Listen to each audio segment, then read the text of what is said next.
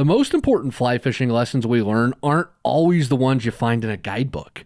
They're the insights you gain after a rough day on the water when the fish just kick your butt or act like you're not even there. These are the aha moments you experience when you finally hook that picky fish on a dry fly after weeks of fishing the hatch. In a lot of ways, these stories, these lessons, these experiences make up the heart and soul of fly fishing. The more we share and tell these stories, the more we can learn from each other and help each other become better anglers. That's what we'll do on today's episode of Untangled. We'll share some stories and talk about some of the lessons we've learned so that you can have more information and be better prepared the next time you hit the water. This is Untangled, fly fishing for everyone, presented by Ventures Fly Co.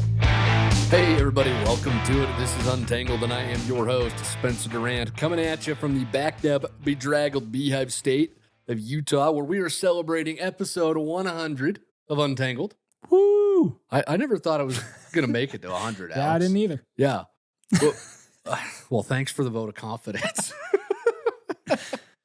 Oh, we're going to take a slight departure from the normal format of the show. Alex and I are going to share some stories to start this show off. And the stories and lessons that we're going to share we're going to focus on that stuff that you don't find in the fishing guidebooks or any of the other books that you might read on fly fishing. These are the lessons that they're important. They're just harder to articulate. And we're going to dive into those. Yeah, it's not like the how-to stuff. It's more of like, the mindset stuff. Yeah, we're diving into the esoteric side of fly fishing. And then we're going to have a lightning Q&A round to end the show. We'll just go through a whole bunch of questions. And we actually got these questions submitted to us on our Skool Group. It's a free online group you can join. It's a lot like Facebook, but there's no politics, no bad memes, and it just doesn't suck. It's pretty good over there. Great way to describe it. And we've got a link to join that Skool Group in the show notes if y'all are interested. It's just a fun place to meet other anglers. You can chat with me and Alex, get some help with fly fishing. Fun place to check out if you're interested. But let's just dive right into the stories and into the tips. And the first one I want to talk about today is persistence. Because are you authorized to talk about that? I think so. Why would I not be, Alex? just playing. Now you got me all worried. Am I not going to come off as an authority figure on this subject? Come on. No, I know a lot of anglers. I think you'll agree with this, Alex. We know a lot of guys who fish, but how many do we know who are actually great at it? What does great mean? The guys that you look at and say, I want to be able to fish like him someday. Just one. Yeah. Oh, yeah. No, that's not even true. Yeah, I know. We know a couple. Yeah. Just a handful. Yeah, a handful. And a lot of them are like guides that are out on the river every single day. Exactly. Yeah. And the one thing I've noticed that they all have in common is persistence. They will be the guys who are going to go to the last cast. They are going to fish every run. They're going to fish the crap out of every single run. They're not going to give up with it. Like was it last week? You were up my neck of the woods. We were fishing. And it's so I talk about this all the time on the show. So if you're a repeat listener, I apologize. But Alex is much more thorough with fishing his runs than I am. And we were fishing this spot, water's crystal clear, low. You can see the fish just hanging out. And I knew they weren't going to do much because it's my home water. I'm very familiar with the fish. And a lot of the fish were spawning, so we weren't fishing to the spawners. We were just working our way around. But how long did we spend on that one hole? Because you were convinced a couple of them would finally bite. It's probably a good hour. Yeah, we were there for a little bit. And that's not a bad thing, but it's like I'm much more willing to just go through it. There was a big one, guys. No, and I'm not throwing you under the bus, right? It's the illustration point where you're more persistent than I am with it. And I think it's because I've had the positive feedback loop where it's like, I've done that so many times where I have thoroughly fished a hole and I've like persisted through that not catching anything, where it's like you add that one split shot or you find that one fly that they're keyed in on for the day. And it's like a switch flipped and boom, the fish all of a sudden decides to take it. And so, I should probably do more of that, to be completely honest. I really probably should. But there's two little streams that I also want to talk about that really drive this point home and back up what Alex is talking about. So there's a little stream. I grew up fishing and fished it a ton with my dad before we went on LDS mission. And I caught a couple of decent brown trout in there. You know where this is, Alex. It's, Yeah. yeah, you used to. We heard growing up that it was a good fishery, right? Yeah. I specifically remember a Facebook post from this guy that I like kind of knew, Uh huh. and he was holding up this 21-inch brown. It Uh was huh. like 22-inch, just like super pretty, huge. And he's like, I caught it out of this river. And I was like, what? Yeah. Really? Yeah. So Hey, we'd heard stories about it, and I'd fished it a little bit and thought, yeah, there's some fish in there, and there's some good fish in there, but I never really got into those. And so I get back from the mission, I start fishing it again, but really never got into a whole lot. It was just a lot of days of being skunked, to be honest. And then if I did catch fish, they were small, or I only caught one, and it was really frustrating. But I kept going back because it looks great. It looks very fishy. oh, it's the fishiest looking water It you'll ever is. see. And again, all the stories of the nice fish. I said, I'm gonna do it. I'm gonna figure this river out. So I probably spent a day or two every week on that river for a whole summer. And I would go up there, and again, get nothing to show for it. I got skunked. Also, I remember in particular the summer that it clicked. I got skunked every single day that I went, but I just kept going because there was something in particular about that river I hadn't figured out, and I knew that because I was catching fish in other rivers. So it almost became this personal vendetta between me and the river, where I'm like, well, I'm catching fish on the lower Provo, but I'm not catching fish here. What gives? And there's supposedly fish in it. Is it empty? I can't electroshock it on my own. I don't friggin' know.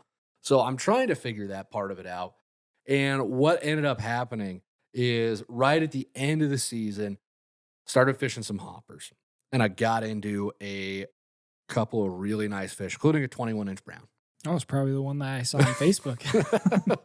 It might have been, but what I learned through a lot of trial and error was where the fish like to hold in that river, the drifts that they like, because where they wanted to be and where the flies needed to be was so different than where it was on the lower Provo or any of the other little freestones or spring creeks around there. There just wasn't a whole lot of continuity between how the fish there acted and the fish everywhere else acted. It's funny how rivers have their own personality sometimes, right? It is.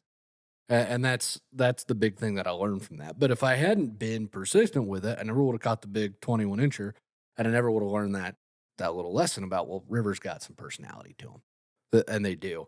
And just to back that up, there's another stream that I used to fish all the time, real early on in my fly fishing career, because it's a career, right? Let's be honest.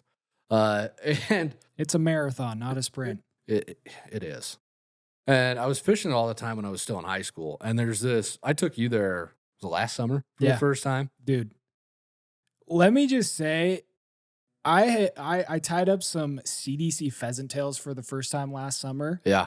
and this it converted me. Yeah. Like, it was crazy. We went up for probably like 2 or 3 hours. I and don't this- think it was even 2 hours. It was right at dark. I think it was an hour and a half. what did I catch? 20 fish? Yeah, and I caught one. It was It was in, yeah, Alex is just, every hole, he's just plucking them out of there. and I was behind you. Yeah. That was the funny. Spencer would go, he'd fish a hole, and then he'd move on to the next one. And I come up right behind him, and I pull 4 fish out of Yeah. the hole he was just fishing. Nice ones, too. Nice I've fish. never seen fish like so keyed in on one specific fly ever in my life. Anyways, Yeah. No, continue. You're That fine. was- It's a fun little place when it works like that. And the upper section, you remember how it's all long, flat, low, clear Yep. water Yep. for forever, it feels like. Really tough, especially if you're a beginner, to fish that kind of water. Super spooky. Yeah. And me and my buddy Lander and our other friend Colby, we would go up there all the time and fish it together. And we catch like 1 or 2, but never much more than that.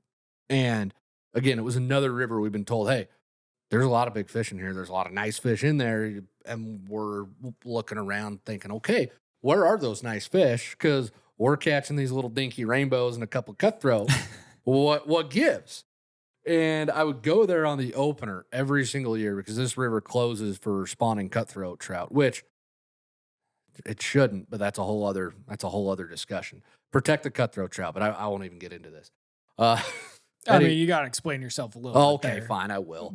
So the strain of cutthroat trout that are in this river are the wrong strain. They should be Colorado River cutthroat trout, and they're not. They're Barrel River cutthroat trout, but they still close it to protect the non-native cutthroat trout, which doesn't make any sense. All right, continue. So, yeah. Anyway, we needed that little context. All right, but I'd go there on the opener, and I'd never do well at all, and I'd go like 4 to 5 times a summer, and again.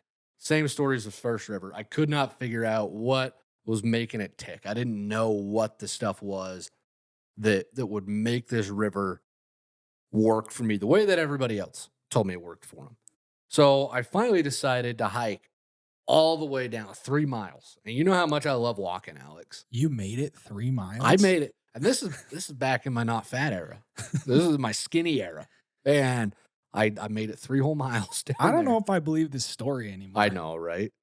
And I focused on fishing a hopper dropper rig through all the undercut banks. This is the first time I ever remember paying attention to the undercut banks. And I ignored everything else. Just focused on the undercuts because it's a small stream, willow-lined banks, a lot of undercuts. I don't think I've taken you down to the bottom part where it's like that. I think we probably went down like a mile. Yeah, if that. I almost fell in a gopher hole. Yeah, Remember you that? about killed yourself. Yeah. Well, I had my best day ever. Caught a whole bunch, caught a bunch of big ones. I caught one rainbow that was pushing 20 inches out of there. But that was only because I pushed at it and I said, I'm going to figure this out. I'm going to be persistent. I'm going to stick with it. And that's the thing to take from both of these stories is if you stick with it and if you push yourself and if you force yourself and you don't give up, eventually something's going to click and you're either going to realize, okay, there's no fish here. I've been fishing an empty river and I just wasted all this gas, flies, time, energy, effort, sweat, tears, sleep, Mountain Dew, Diet Coke, whatever it is. You've wasted it all. Maybe even wing energy because there were no fish in there. But you learn a whole lot. You learn good drifts. You learned how to get everything perfect. But then if there are fish in there, once you do learn it and it clicks, then there's that instant reward. So either way, you're still learning something. Yeah. But it's nice when the payoff comes in the form of fish. It's kind of like a bridge. And like, you're like almost to the end of that big gap that you're building the bridge across. Yeah. And it's like, you just needed that one last piece of steel. Yep. And once you got it, boom, like it all clicks. Yeah, exactly. So it's worth sticking with it, even when it feels like it's going to kick your butt. And I know that's something that a lot of folks bring up in our school group all the time is I'm really frustrated. I'm really discouraged. It's kicking my butt. I don't know what to do. And the consensus answer almost every time is what, Alex? Keep going. Yeah. Yep, just keep at it. Keep at it. Keep doing it. And you're going to have some success. So that's my first tip. That was awesome. Well, thank you. I enjoyed that. What do you got for us? Speaking of the school group, this one came straight from it. There's a guy named Jordan in there. He's from Wales. Across the bathtub. A little cool story about Jordan, if I may. Yeah. So my good buddy Ryan McCullough, who I've talked about on the show before. Yeah. I just talked about him in the dry fly episode, which was like 2 episodes ago. Mm-hmm. Ryan is a missionary for the Assemblies of God, and he is in a town in Wales where he's doing his missionary work with his wife. Well, Jordan lives in that same town in Wales. For real? Yeah. Same exact town of Wales. That's crazy. Tiny world. So when Jordan joined the group and said he was from Wales, I was like, hey, what town? And he tells me, I'm blown away. And that's really funny because you say Ryan like catches fish out of a storm drain, right? Yeah, like, Ryan's one of the best anglers. Dude, Jordan is posting pictures of fish like every day. He's like, oh yeah, I caught this one today. Personal best brown trout. I've been making the joke in the group. I'm like, fish catching machine over here. Yeah, but he is. It's fun to watch. That's but funny. Anyways, it's just a cool little that is funny. Small world moment there. But he asked a great question the other day. And so we're going to call this tip like how to catch more fish. Oh, that's really broad, right? How to catch more fish, but specifically more fish. So how do we go from catching like one fish every time we go out to lots of fish? And I'll just read his question because it was so great. And just to give a little bit of context, we've had this conversation before where it's like people get into fly fishing and there's kind of this progression that you go through where it's like, okay, at first I'm just trying to like not catch a tree, right? I'm trying to like actually figure this out. Next, you're trying to just catch a fish. Like persistence, right? Like how many times does it take you to actually get a fish in the net? I mean, you'll even settle for a carp at that point, right? Anything. A stick fish, you know. Exactly. So something that moves. That's all I'm asking for. And then there's like this gradual progression where you start catching 1 or 2 fish every time you go out. And then you want to catch more. You want to catch 3, 4, maybe even 5 fish when you go out. And then there's a progression where it's like, you don't really go for quantity anymore. Now you're going for quality. You want to catch those big fish like that big 21-inch brown you were talking about. Alex has been on the hunt for 30-incher all year. That's his goal. He wants the Bro, 30. we talked about this. Okay. I still have not hit the 2-footer. Like I caught a brown this summer. I kid you not. It was 23 3/4 inch long. Like I measured it on the net. Yeah. It was so freaking close. So I'm not trying to get greedy here. All right. I'm trying to hit that 24 and then we can talk about the 30 incher. Okay. I'm sorry. Yeah. I hate to jump the gun. Maybe next summer we'll go after the 30 incher, but I got to get the 24 first. But anyways, yeah. So I'm kind of in that big fish zone, right? Mm. And so that was just a little context. And here's Jordan's question. So I've heard Spencer mention that the evolution of your fly fishing journey goes from just wanting to catch a fish to wanting to catch tons of fish to wanting to catch big fish. I'm still in the first category. Every time I hit the water, I'll be happy with one fish in the net, and I'm very thankful for it. But I can feel myself starting to move into the next step of wanting lots of fish. A couple times this year, I caught 2 or 3 fish, but never more than that. Don't get me wrong, I have no issue catching one fish, but that's what I set out to do, and it's also not the only reason I go fishing. But likewise, it would be nice to catch a ton. I've listened to the podcast on leveling up, so I have a few things I know I need to improve on, but I'm keen to know any tips from all seasoned anglers in the community. What's your advice for me? I'm a little upset that you didn't read that in a Welsh accent. You don't want to hear that. That would have been so bad. Oh.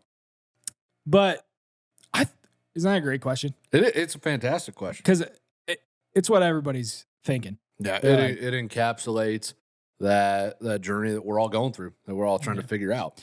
And there were a lot of great responses to that question in the community. There was like, don't be afraid to try new things. So like switch out your flies, switch out your rigs, try different spots on the river. So a lot of people like get accustomed to fishing the same hole every single time they go to the river. Making small adjustments. We just talked about that. It's crazy how many times I'll just add like a small little split shot, or I'll move my indicator, or I'll size down my dry fly, etc. And then it's like, boom, you start catching more fish. Or just like last week, you and I were out fishing, and I was on the one side of that run. Yep. And ran my rig through it, and it couldn't quite get the flies to drop right where they needed to. So I crossed the other side of the river and first cast to the best part of the run where my flies could drop. Boom, giant rainbow trout. Yeah, positioning. Yeah, right? And it was just a tiny, it was the difference of my flies. I think it was, a foot difference in where they were sitting in the water, but that made the difference. And it really does sometimes. Another one was like making an effort not to spook fish. Yeah. So just being more stealthy. The opposite of me. Don't go stomping through there like Bigfoot. Like, hey, fish, I'm here. Yeah. And that's also like making that first cast count, like staying low, not like making a wake in the water, you know? Yeah, exactly. And these are all great. Like 100% agree with all of them. Like these are going to help you catch more fish. But I thought I I sat there and I pondered for a while, you know. Alex is famous for his pondering sessions. That's why I love road trips so much. I just get to ponder.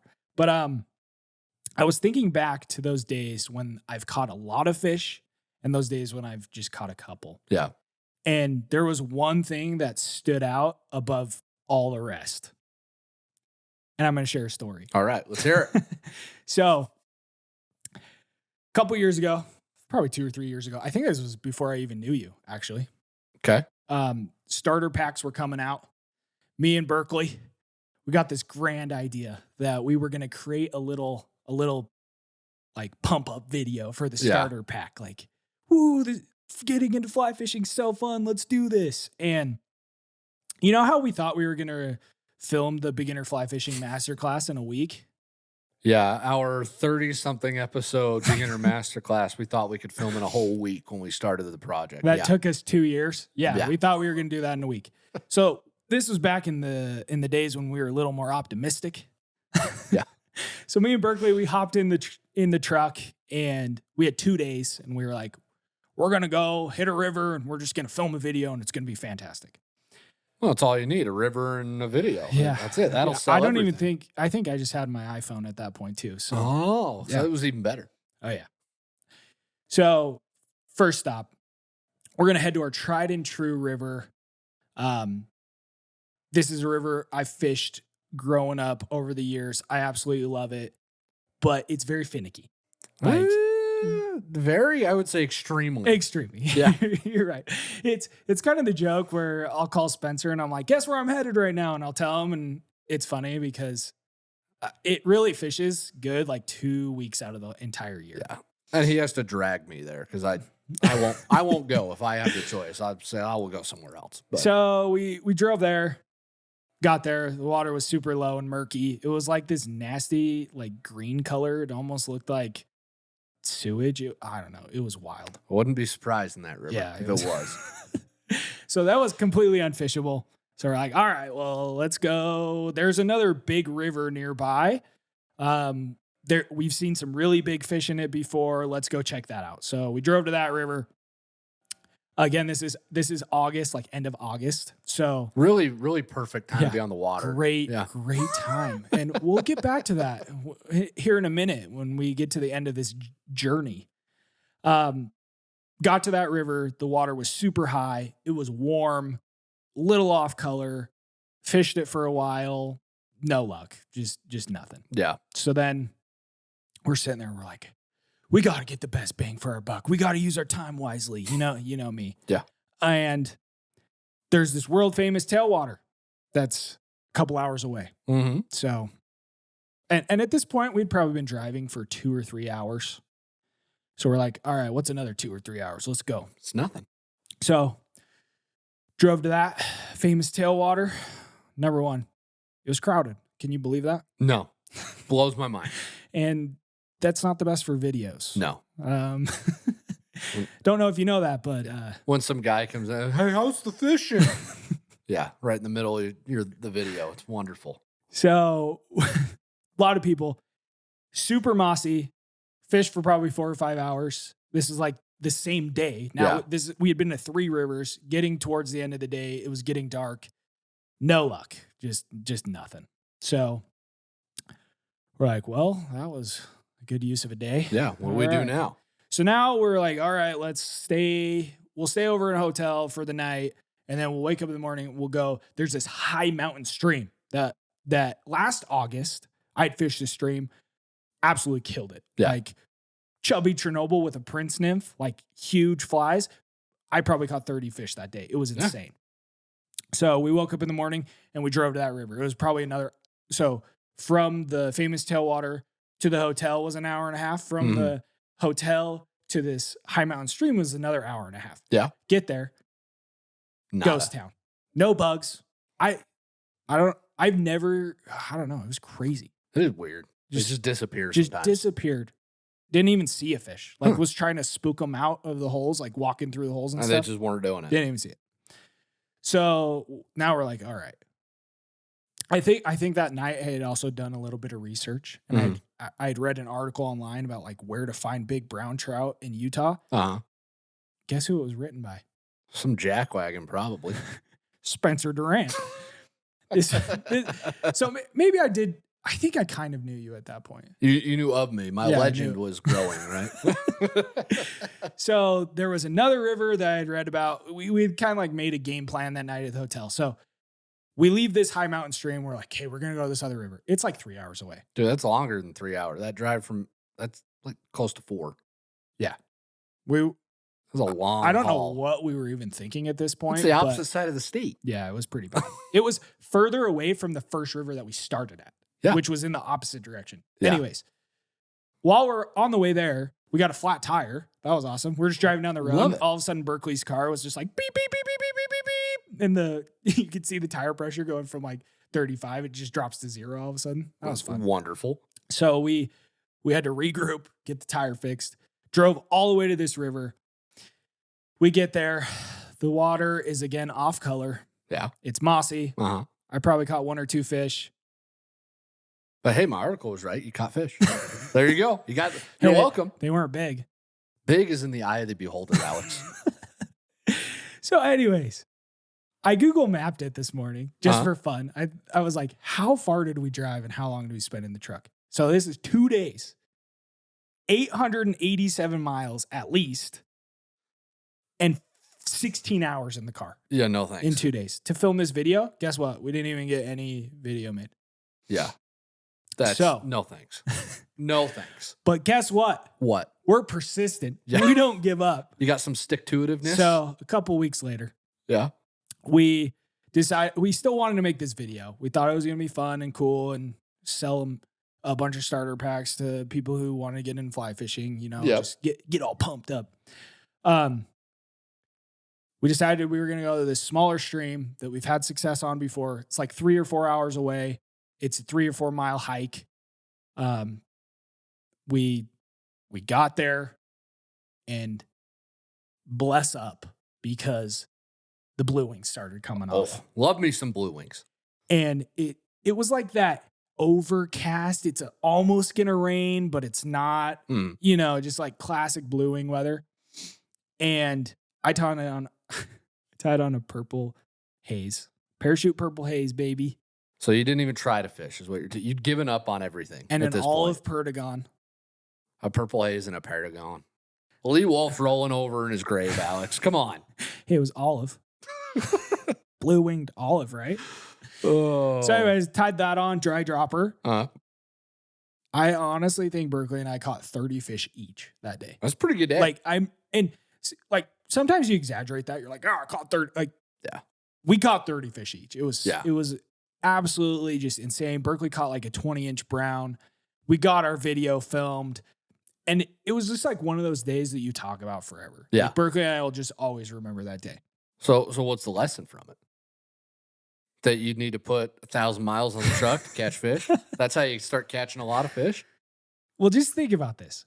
Okay. How many rivers did we go to in that span of 4 weeks? I mean, there was 11-7. Right?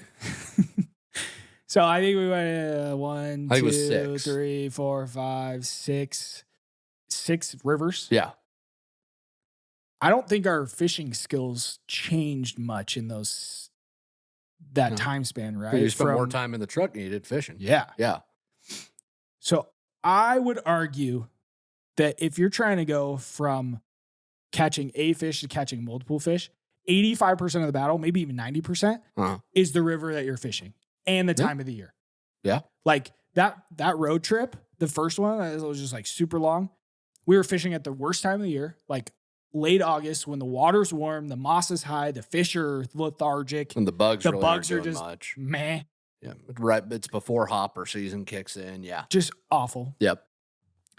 And then you give us like a few weeks later with bug activity and like the water was a little bit cooler in the stream.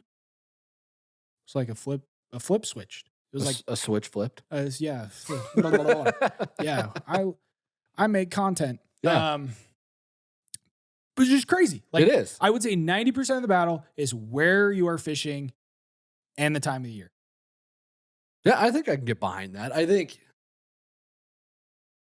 I think I can get behind that. I do think eventually you'll piece it together. And I think eventually you can have good days wherever you're at. Uh, but it's all relative still too. Yeah, and I guess what's a ton of fish? Yeah. And my little creek at home, I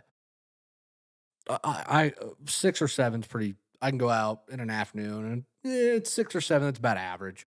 A ton would be probably 15 Yeah, on that I could creek. get behind that. Uh, if I only caught 1 or 2, I'd wonder what was going on. Where are the fish? What did I do wrong here? I'd be curious about that. So there is that part to it as well. Um, yeah, I think I can get behind that though. And so the tip is like learning to find these rivers Mhm. that are great rivers that are like not super pressured and the fish are a lot more willing to eat. Like I would say you're probably just like all things the same, Mhm. a high mountain stream versus like a tailwater. I would say the high mountain stream, those fish are going to be like less picky, like more willing. They're more opportunistic, right? Like they don't see a lot of food, and so they'll probably just eat any fly you throw their way, even if you might like you could have some drag on it sometimes, and they'll still eat it. Yeah. And so finding those kinds of streams, if that's what your goal is, you want to catch a lot of fish. It's a skill, Yeah, right? it is. Wouldn't you say like finding new rivers is a skill? It is. It's more of just doing the work, I think, though, more than just a skill. Just do the research, talk to people, look at the maps. I think Yeah. if we want to call that a skill, we certainly can. I would But consider it a skill. yeah, Like knowing where to look, knowing knowing what what to look for. Yeah, for. Yeah. but it's something you can definitely learn, though. I think it's pretty easy to learn. Yeah. So TLDR, if you want to catch a lot of fish, find less pressured fish that are more willing to eat. Yeah, And I would say that's 85% of the battle. or in just my start opinion. Euro nymphing, right? Because apparently that's the Or Euro nymphing on a high mountain stream. you couldn't. There's no net to hold all those fish. Alex. Yeah, so that actually dovetails nicely with what I wanted to talk about next, which, and I think this applies if you're going to try and catch more fish, or if you're looking for the big fish, you're just trying to learn more about your rivers, whatever it is. I think you got to be willing to think outside the box, and you got to be willing to try some different things. Because again, I think back to those anglers I know who are fantastic at what they do, the best anglers, the fellers I want to grow up to be like. Mises Mike talked about him. Ryan just talked about him. I want to be like those guys. You got to be willing to think outside the box. Ryan fishes size 32 parachute midges on 17-foot 8X leaders. That's a little outside the box, isn't it? That's disgusting. Is disgusting really the right word? Yes. It's a little much, isn't it? Yeah. Alex's face, if you're just watching or just listening to the audio, his eyes are big as dinner plates right now. I can't believe it. But some points to back this up about thinking outside the box and why I think this is such a valuable skill. Lower Provo River. Talk about it all the time. Love it. In fact, we're going there today, aren't we? No, I thought we changed the plan. Oh no, we're going to the lower. We got to. We got to talk. We got to do it. Almost everybody I know who fishes the lower, how do they fish it, Alex? Bounce rig with the sow bug. Yep, sow bugs and bounce rigs on the lower. That's how you do it. It's almost as dependable as Cokes at the Berry, right? And it's really effective. You know, kidding aside, that's the way to do it. You fish it that way because it works very well in that river. But my favorite way to fish the lower Provo, this doesn't apply to the middle section, which fishes like a completely different river, but the lower portion of it is with a dry fly in the winter. Because there's an awesome little midge hatch in the middle of the winter that comes off. And everybody else is throwing their lead and running the deepest runs and just trying to snag a fish. But the fish are looking up and eating these big midges that are coming off. So they are actively eating dry flies in the middle of February. Yeah, I've been there on a New Year's Eve. Yeah. I went one time. One of the best midge hatches I've ever seen. It's incredible when you get into it. It was snowing. Yeah. Like downpour snowing, and the fish were eating midges on top of the water. It was like the coolest day of fishing ever. It's so cool. That's one of my favorite places to go fish.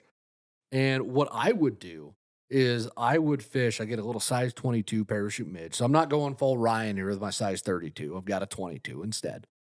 And I would set up on the opposite bank from where everybody's nymphing. So if they're on the right bank, I go to the left bank. And I just fish around all the rocks where the fish are rising because the midges are crawling on the rocks. I'm falling in the water and the fish are rising and eating them. And I was consistently catching probably 3 to 4 fish for every one that the nymphers were catching. And that's not me saying, "Oh, look at me, I'm so good at what I do." That's just I looked at it, I realized there were fish rising, and I thought, "Okay, well, why am I nymphing? I'm gonna throw a dry fly on." Yeah, it's February, but I'm gonna throw a dry fly on because fish are rising. So I did it and it worked out. And that I still think that counts as thinking a little outside the box because would you be fishing dries in February, Alex? I mean, I did that one day. Yeah. Like, maybe I do. I mean, I like thinking outside of the box. I feel like Yeah. I do that. And so, is that thinking outside of the box? I think so because again, you're probably looking at those fish and thinking, well, they're eating little specks. They're so tiny. Or everybody else is nymphing, so that's how I'm going to approach it. I'm going to do what everybody else is doing, and you're still going to catch fish, but you can discover some really interesting things if you're willing to push yourself outside of your comfort zone a bit and think outside the normal stuff that we say. Well, you're going to go. You're gonna go a fire hole, for example. You go with fire hole, you got to fish soft tackles. That's what everybody says, and for good reason, because soft tackles are amazing on the fire hole. But I've also done extremely well there not fishing soft tackles. So it really just comes down to that willingness to look at different things and to ask yourself, okay, well, this is what everybody's doing, but can I do something else? And is it going to be productive? Is it going to be effective? And just to back that up one more time, the trip you and I were on last week, Alex, uh, we go to that river. We're usually fishing what? Dry dropper, little Big old dry yeah, dropper. like size 12 parachute Adams and a like size 16 Perdigon or like a. Oh, we're going bigger on this little river. Are you? Yeah. We're No. fishing. No, I'm talking the big tailwater that we fish. Oh yeah, yeah, Yeah, the big tailwater. Oh, okay, yeah. Yeah, we're fishing those giant crawdad nymphs, and we're fishing big hoppers on top, like size 10, 12 We fish bugs. too much. You got me confused. I'm sorry. I'm sorry. But we always fish that river with big bugs. Yeah, no, 100. I was fishing big bugs. Yeah. Well, this is what you show up with. I wasn't thinking outside of the box. No, you weren't, dadgummit. Well, we show up, and Alex's favorite bug was hatching. There were a bunch of tricos everywhere. Hey, but for the record, I got a lot of really cool footage of the tricos. And he so caught fish on tricos that day. It was so awesome. look at me go, I converted guys. him to it. I'm leveling up. Well, there were so many stinking tricos out that I switched up from what I usually fish. And I put on a rig with a bunch of smaller flies. And that big rainbow I caught, the first one was a 21-inch rainbow. Fat Football. football. Do you think you could throw a picture of that up for the folks watching on YouTube? Yeah, I can do that. All right, that'd be fantastic because it's a cool fish. And that thing ate a size 14 something, smaller than what we normally fish. Yeah, we're usually fishing what size 8 to 10 Yeah. on this river. So Big- yeah, big 14 nymphs. is smaller for this river. And then the last fish of the day I caught was a okay little rainbow. It was a good fish. Just It's a good fish. yeah, it's just not huge for that river. And I caught that thing swinging a juju betas, a little, I think it was a size 16 or an 18, real small little mayfly nymph, just swinging that through the end of a run and hooked that. So I thought outside the box because it told me to. The river told me to. I paid attention. So there's so many small bugs on the water. I bet there's enough that the fish are off the big stuff and they're focused on these small critters. And I think it totally pays off to just adapt to your circumstances. Like not getting in a rut where this is exactly what we're talking about, right? It's Yeah. like I'm not just fishing the same hole with the same rig The same way. the same Yeah. way every single time. It's like the river told you, hey, there's tricos out. Tricos are small. Yep. Might be a good idea to size down a little bit today. Yep. And you were rewarded. And it paid off. And I think that was one of the first times I sized down, had smaller flies on than you to start the day. And that's usually not the case. Usually Alex is fishing smaller bugs than me when we go out and set up. That's just how we fish. We kind of talked about that while we were out there, right? Like Yeah. I feel like over the last couple of years, our fly size has gotten bigger. It has. We've like gone away from the smaller ones, and I think it's because we've been so focused on like getting in the strike zone a lot more and like Yep. using tungsten beads with like heavier tungsten bead, like Yeah. heavier flies. Instead of It's a lot of split shot. Yeah. yeah. I don't know. I Do you think there's like a pro or con to either way? Well, too much split shot, your rig's not as sensitive. So that's why. That's why we've gone away from it. Because you lose the sensitivity if you put too much split shot on your rig. So then if we want to fish smaller flies, I mean Euro nymphing for sure. Yep. But You got to weight it down with a bigger fly to start, which is what we did. yeah, you need like a point fly or Yep. something to Exactly. get it down and then okay. Yep. Yeah, That's how we did it. that's something last I would week. like to work on this winter, which is a great time of the year to work on that, right? Like It is. smaller bugs through like slower, clearer water. So Yeah. I'm gonna think about that one. Well, and I think this little tip segues very nicely into the last one that you've got for us, right? Yeah. So we were talking about like catching a fish, Mhm. catching tons of fish, catching big fish. But I would say there's another level here. And that's just enjoying like being on the water. Yeah. There was it was probably 10 years ago that I was at that river that we talked crap on earlier. That I have that just has a lot of nostalgia for me. That's just Yeah. like I love it so much. It's because there's been some water rights issue with this river, and so they've actually shut the water off in the winter. Killed all the fish. Killed all the fish. Yeah, really, like really sad stuff. really, it was amazing when I was in. It's probably like the last 3 years of high school. Mhm. I went there all the time, like at least once a week. Went there with my dad and my brother, and Yeah. we just had a blast. It was like so many of my memories from my childhood are like on that river. Yeah. And there was one day in particular where I went up ahead of Berkeley and my dad, and there was this big sunken log in the river. And we had gotten there before sunrise. Mm. And so the sun was coming up, and there's just like those blues and oranges and just like that beautiful light. And there was like a couple bugs coming off, and I had a dry dropper rig on, and I threw the absolute perfect cast right up against that log, and this big old cutthroat just comes out from right underneath it. Just slow motion rise, sips my dry fly. I set the hook. Long story short, it's in the net, Yeah. and I let it go. And I was just like sitting there in the quiet stillness of like that moment, and just like the beauty of the morning and just that whole experience.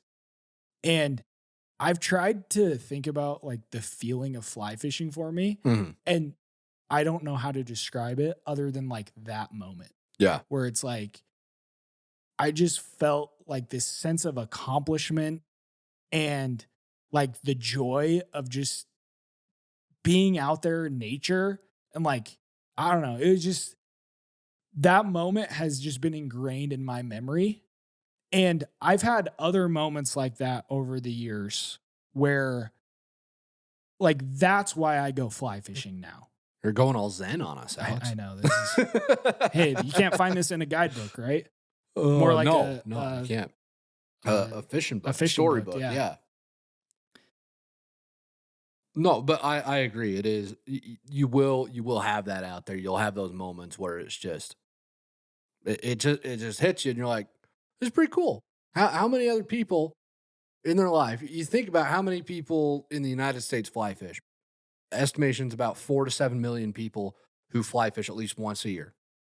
Nation of 350 million. Four Yeah. to 7 million are doing it. You think out of that 4 to 7 million who fly fish at least once a year, how many people are consistently doing it? Half, maybe. Yeah, half maybe. And out of the people who are consistently doing it, how many of those people are sitting there early morning watching a hatch going on, watching these fish doing these things?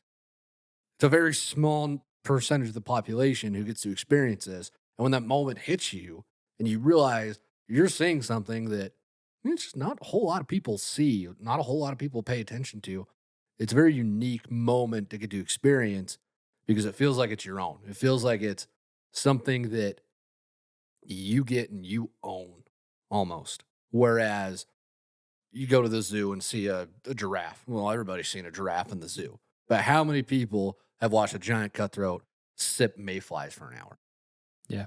It's that feeling of just uniqueness. And we've talked about this a little bit this summer as we've been on, Spencer and I we've been on kind of a run. Yeah. We went to while we were sprint. Yeah, I sprint. Should call it. So we were filming the fly selection masterclass that's we just launched on YouTube a couple weeks ago. We started it in February this year. Yeah. Yeah.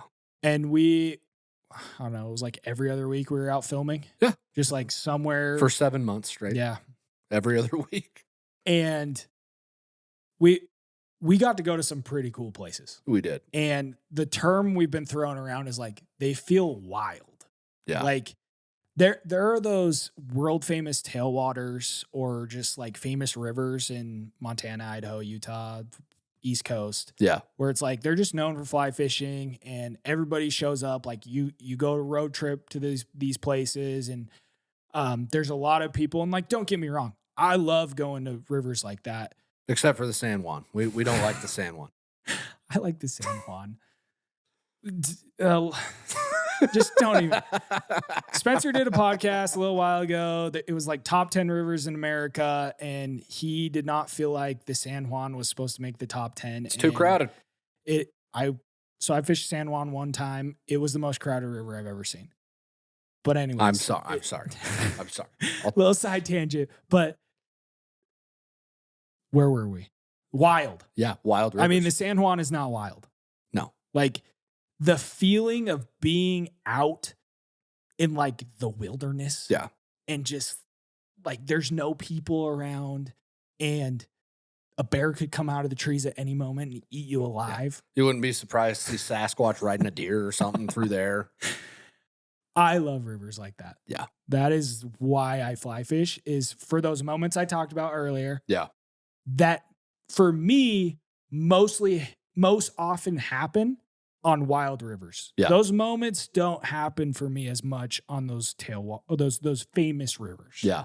Like there's too many people around. It's not like I get to soak it in. It's like I catch a fish and I let it go and then I hear somebody upstream, fish on! Yeah. Like, or somebody comes down the river blaring their music out of their boat or whatever it is. Yeah. Yeah. It's so wild rivers. Wild rivers, like, you know, the best place to find wild rivers and wild fish? Montana.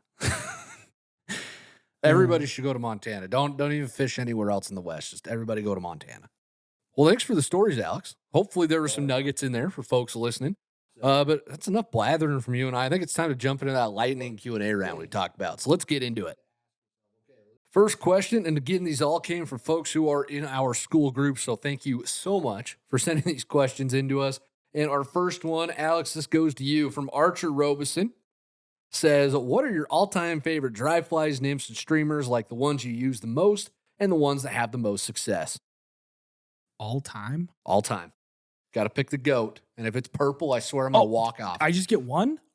No, your favorite dry fly, nymph, and streamers. But just one of each of those. Well, he put plurals in there, so I think you could probably give a couple. Okay, dry flies. Parachute Adams. Good.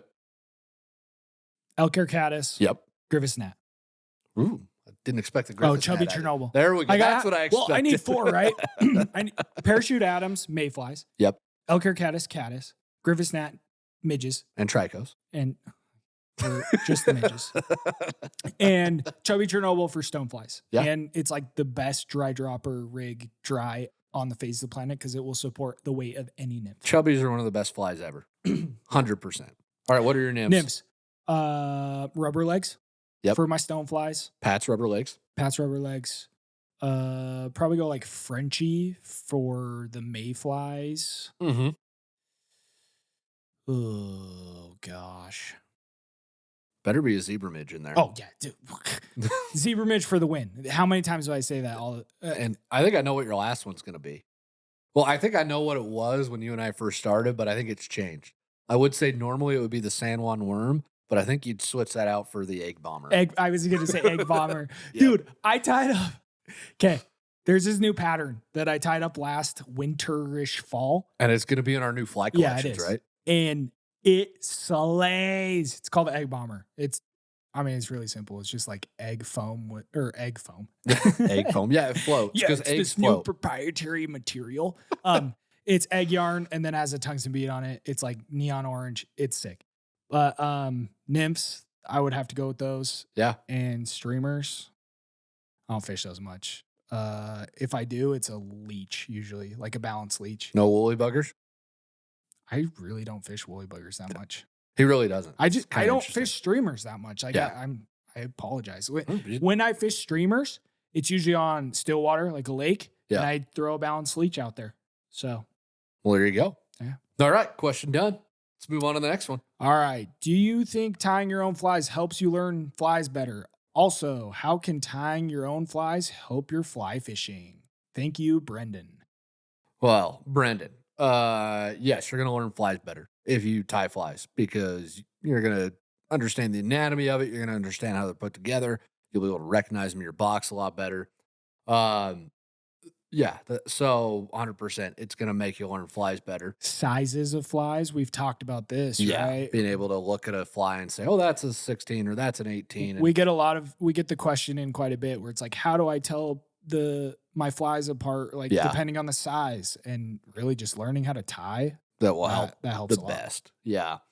Tying your own flies, it just lets you customize them a little bit to your rivers because my one of my local tailwaters has a lot of early blue-winged olives that come off that are really dark. They're not even olive-bodied mayflies. They're almost black. They're so dark. So being able to just realize that and tie flies that match that color a little bit better. Granted, color is not super important, but being able to just match that and have the size there, that's helpful. So you will see some benefit to your own fishing with that. So good question, Brendan. Appreciate it. Paul Seidner. I think that's how you say his last name. Paul Seidner's got our next one. Dude, I don't want to answer this one. Yes, you do, Alex. You want me to take it? No, go. Okay. What is the best way to fish a large eddy? On my home water, there is an eddy that is probably 20 feet wide and at least 60 feet long. I catch fish every time I'm fishing there, but not in the numbers I would expect. I'm not sure if I am fishing it wrong or just spooking fish. I can pull maybe 5 or 6 fish out in about an hour, then nothing. I know there are more fish in there. The spot is too big and too good to not have more fish. What say you, Alex? Dude, 5 or 6 fish out of an eddy? Move on. That's incredible.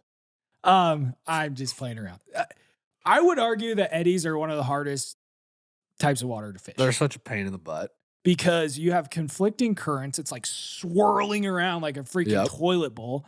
And then it's not moving very fast most of the time. So the fish are just very weary. And sometimes they're not even facing upstream. They're facing downstream because the current is actually going upstream. Yeah. And so you just have a lot of shenanigans going on. They're really easy to fish from a drift boat. So the answer there, Paul, is buy a drift boat. I would say number one is positioning. Yes. You have to get in a spot where you can minimize drag because I would say that's the number one culprit of not catching fish out of an eddy is drag. Yep. Like your flies just look unnatural. Second, I honestly think it's just drag. Unless there's something else that was really jumping out to you. I think having the right rig on, maybe. Like, because sometimes the fish are. No. I mean, if there's like a hatch going on, if fish are rising in the eddy, does that change anything? Yeah, I just tie a double dry rig on at that point. Yeah, but then it just comes down to drag though. It's like it's all drag management in an eddy. So that's your big thing. Manage the drag and watch it and put yourself in a spot where you can avoid it. And I mean, if you're catching 5 or 6 out of an eddy,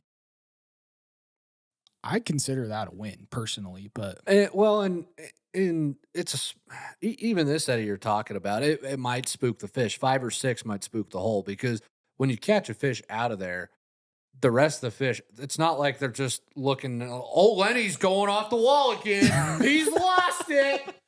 They're not just they know something's going on at that point. yeah. So so 5 or 6 that might just put him down in that hole, and it might be time to move on Yeah, so maybe as like well. go fish some other holes and then come back. Yeah, That might be another tip. might But be. yeah, that was Good question, Paul. good one. Thanks. All right, next. How do you improve when you aren't close to great waters? Well, John, that's a good question. I mean, it doesn't matter. Great waters don't make you a better angler. So just focus on the basics because the same things that you're going to do on a crappy stream, you're going to do on a big stream, on a famous river. Yeah, you just won't It catch as many fish. it doesn't matter. So just pay attention to the stuff. I've harped on this for feels like the last 20 episodes. Put your flies in front of a fish and make them look natural. That's your job. Everything else is window dressing. Doesn't matter. I will say it's kind of hard though, because you won't have that positive feedback, like doing it right. Well, and is he catching talking a Great fish. River like the Henrys or the Madison, Great River like that, or Great River like it fishes okay?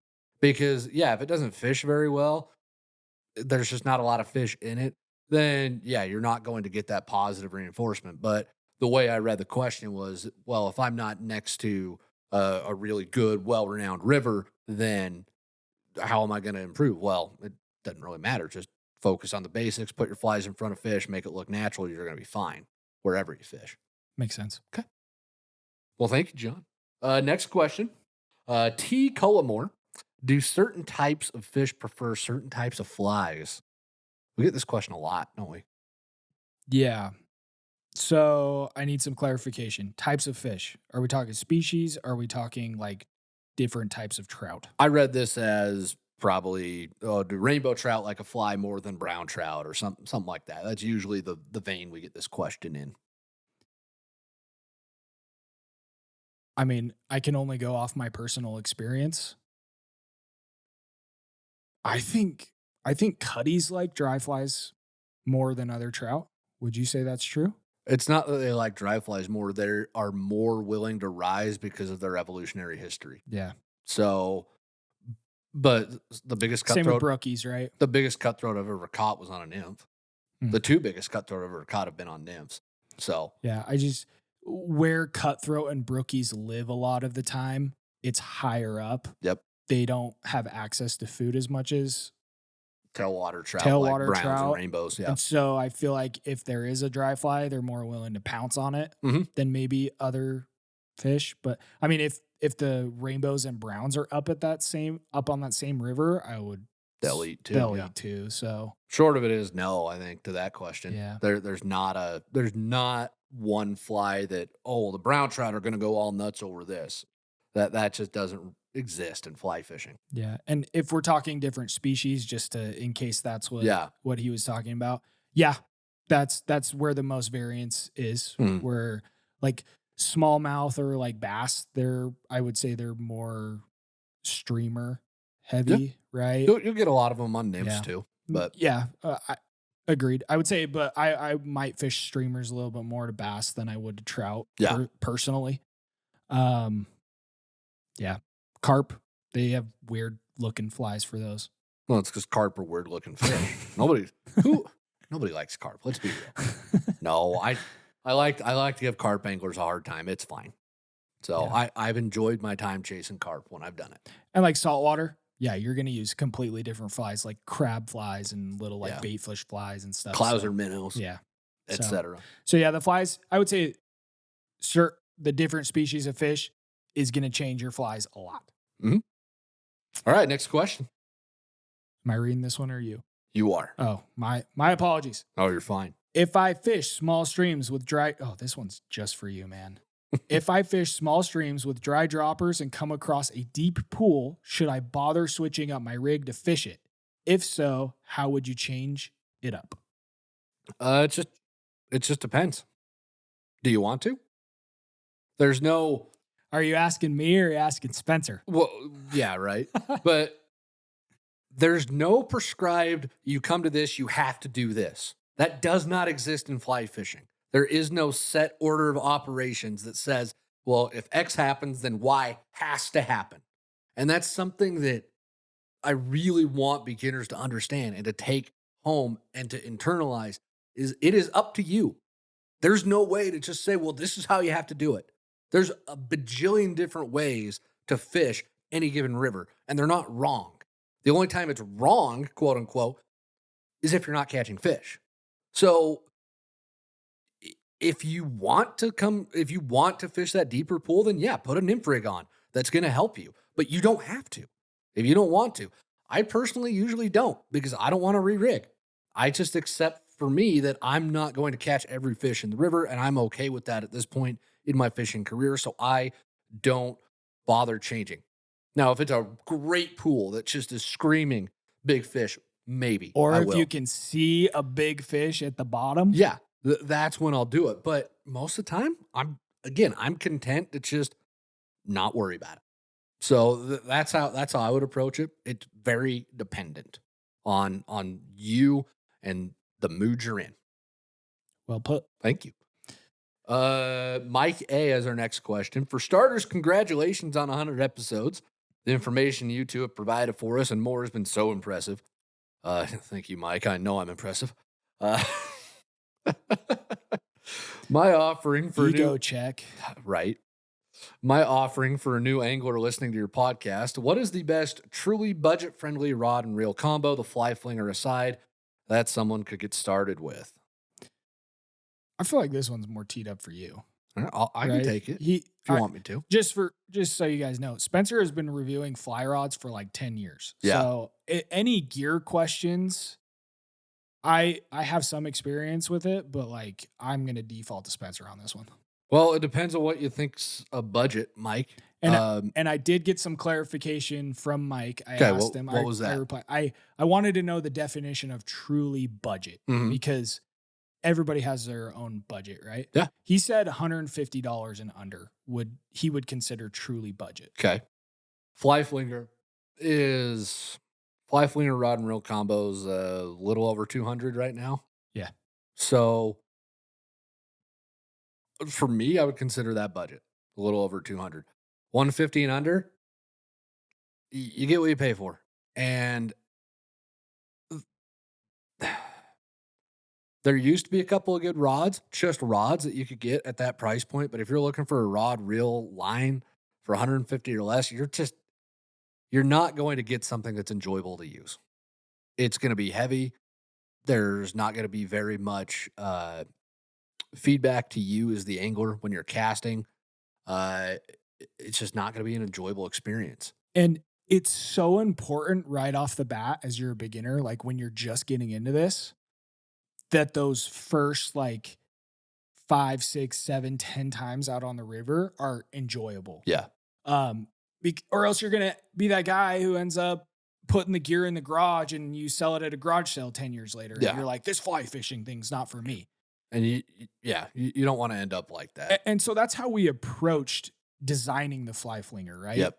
We wanted a rod that was enjoyable to fish, that performed well, that like, I mean, I fish the fly flinger all the time. I fish it 95% of the time. And Alex has access to all 40 whatever of my fly rods, including some real fancy high dollar stuff. And he opts to fish the fly flinger instead. And so there's some other reasons behind that other than just like, I like to have the constant of like the same rod in my hand. That's the point I'm making. You like the rod. Yeah, I do. And that's why you fish it. I mean, you could fish my Winstons or my Sages, but you like the fly flinger and you fish it. Yeah. And so point being, budget should be in there. But if you're it'd be like, I don't know, tell me if this is a bad analogy, Alex. So you're the golfer, but it'd be like getting into golf and buying the absolute cheapest putter in the world. Yeah. And then complaining that you hate finishing the hole because your putting game is so bad because you spent $50 on a putter when you could have spent $100 on a putter, and it's going to make a world of difference. That's really where we are with fly rods, where your rod and reel combo for $150 or less, the quality is just not there. the $75 more to get something in the range of what we're selling, and it's just it's worth it. I have not fished a complete combo under 200 bucks that I've thought, wow, this is great. I would love every beginner to have this. So that's just my 2 cents. And if you want to get real budget, I would say the rod is more important than the reel. Yeah. So like you could buy a $20 reel on Amazon and buy a $200 rod. Yeah. And like the fly flinger, and you'll be good to go. Like you'll be set. The reel isn't as important as the rod. No, it's not. If you're trying to go a little bit more budget, pay a little bit more for the rod and don't worry so much about the reel. Good. Peter McGuire's got our next question. This one's for you, Alex. Being late fall, what type of fly fishing is most effective at this time of year? What flies are most commonly used late October and November, especially in the Northeast where it is getting cold? Did not realize that fly fishing can be a year-long sport. This is a good one. It is a good one. Very pertinent to right now. Yeah. Late October, November. Nymphing, baby. Let's go. Bounce rigs for the win. Yeah, most of your hatches are winding down. You might get some trico hatches like we had last week. You might get some blue wings here. But yeah, most of your hatches are winding down. And I mean, already, even during the summer, the majority of a trout's diet is going to be subsurface. Yep. So I would start to focus on nymphing. A lot of smaller mayfly and midge patterns. Yep. We just talked about the egg bomber. Yeah. That's a great winter fly. San Juan worm is a great winter fly. Just something that, like, you think about winter. I'm not a winter guy. I do not enjoy the snow. And you live in the Rocky Mountains. I know. I'm one of these days I'll move to Hawaii for the winter. It will happen.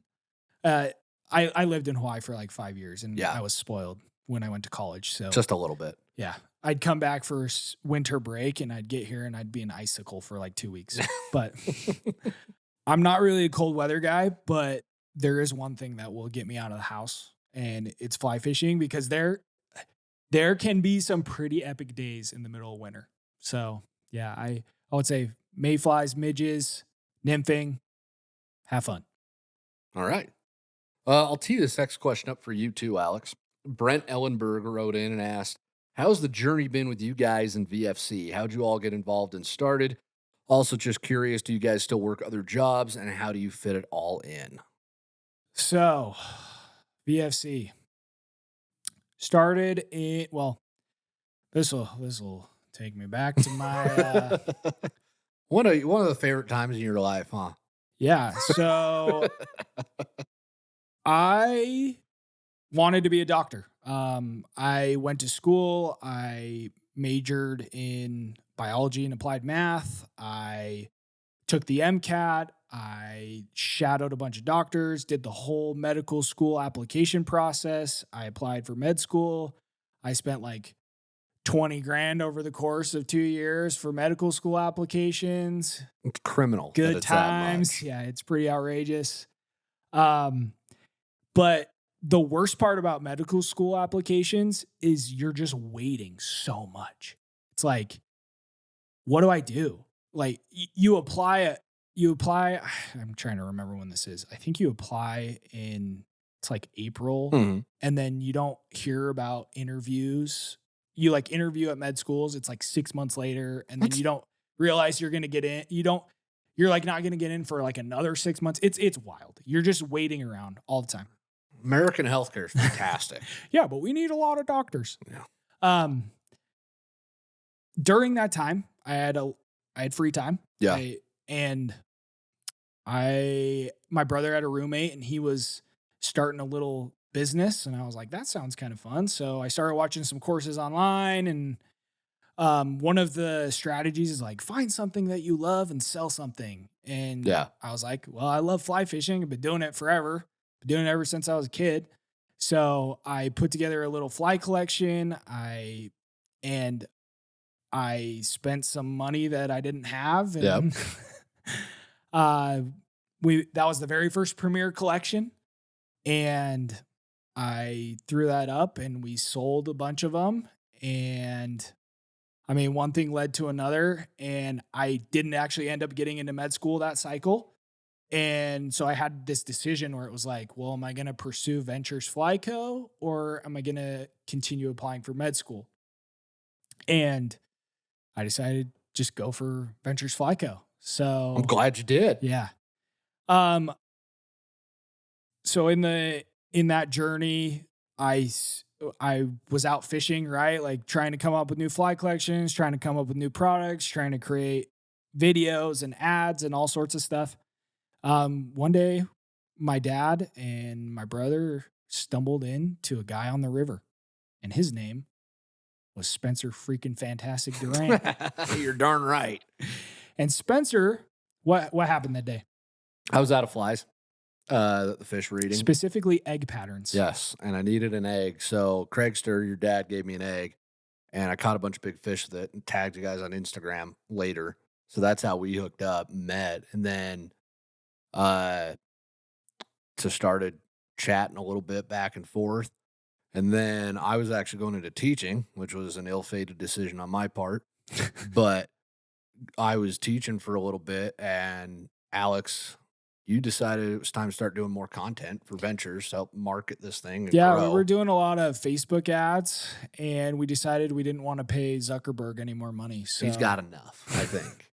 yeah, so then we started like the YouTube channel and the podcast, and well, first we started a blog site, right? Yeah, and that was which died. Yeah, it was 20 years too late. Yeah. But yeah, and then YouTube and the podcast came along, and Alex was doing it full time. Your brother Berkeley and Devin were doing it full time. Yeah. And then I just got full time in June. Was it June? Yeah, June. Yeah. So I worked the 3 years that I taught. I was working VFC on the side. So, but we're all in. We're all in here. We are full time and then some. Yeah. On Ventures Flyco. Definitely then some. But yeah, we're lucky. I would say we're lucky, and we've worked pretty hard to get to the point where we're at, and we're not going to stop. I mean, we get I know we've been talking about the school group a lot, but like the people in there, they're awesome. Yeah. They like pump us up. They're like, the video was great. We were like, all right, let's good keep going. cheerleading section. Yeah. Keep us doing it. So yeah, we're loving what we're doing, and it's fun, and we get to meet a lot of cool people. Yeah. This next question is definitely up your alley again, Alex. Michael Agosto writes in, says, can I use a nymph fly by itself, or should I use a standard nymph rig? For those of you who don't know, Alex loves nymphs. They're his favorite. I do love nymphs.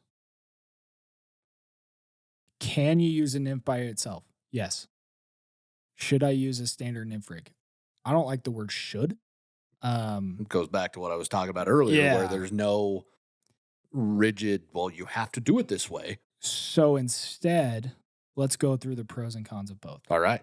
Single nymph.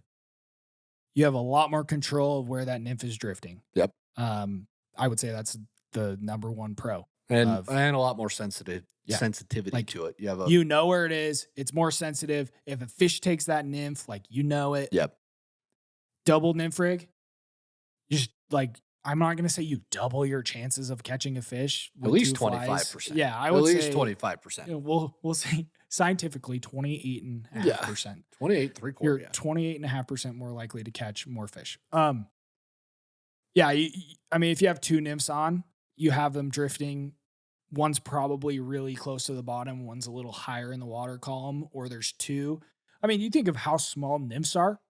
Yeah. And like, especially during the wintertime, like right now, going back to the winter question, a fish is not going to move that much if it sees a nymph. Like, it might move an inch or two to the left or right. It might move more in the summer. It might be, especially if like the water's slower. Yeah. But having more nymphs in the water increases your chances of catching more fish. Yes, it does. Any cons to a standard nymph rig? Not as easy to cast.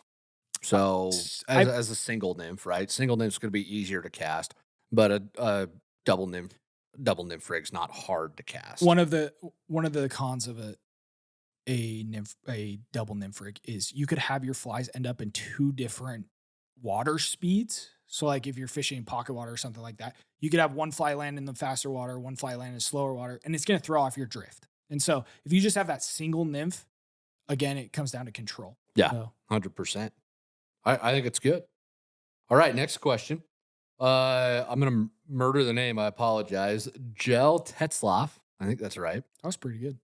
If I come to a river or lake and have no information about what kind of fish are in the water, where do I start picking types of flies and depth to fish? This is a good one. We've talked about this concept quite a bit, where you're gonna have the trends of bugs as they go throughout the season. The bugs are gonna hatch when they're gonna hatch throughout the year. So middle of summer, I know that I'll have a lot of caddis, a lot of mayflies, might even have some stoneflies all going on at once. And I know that regardless of where I am, at least in North America, I know that I'm gonna find those bugs on a trout stream. And I know, and even not even trout streams exclusively, they'll be in all the water. So that's one thing you can do is familiarize yourself with the bug trends in your area. That's going to help you understand how the seasonality of when you should be fishing things. I'll just plug the fly selection masterclass right Yes. now because that we made an entire. It's going to be like 15 videos all about that question. Like, Yeah. how do I pick the right flies? So, Exactly. And then as far as the depth to fish, again, it really just depends on what you're fishing. If you're in a river, uh, always start fishing right on the bottom, unless you see fish that are coming up and eating off top. If they're eating off top, go chase them on dry flies. If there's no surface activity, get those flies down deep and adjust until you find them. this might stun you, but when I see fish rising, even I'll tie on a dry fly rig. He does. It's kind of amazing sometimes. Yeah. So that would be my advice on that question. You got anything else to add? No, that's good. Wonderful. All right, Spencer. Okay. You've done the bulk of these episodes. Yes, I have. What has surprised you the most in your first 100 episodes? Taking what you've learned in the first 100 episodes, what are your goals for the next 100 episodes, and how can this community help you achieve those goals? Good question. Appreciate it.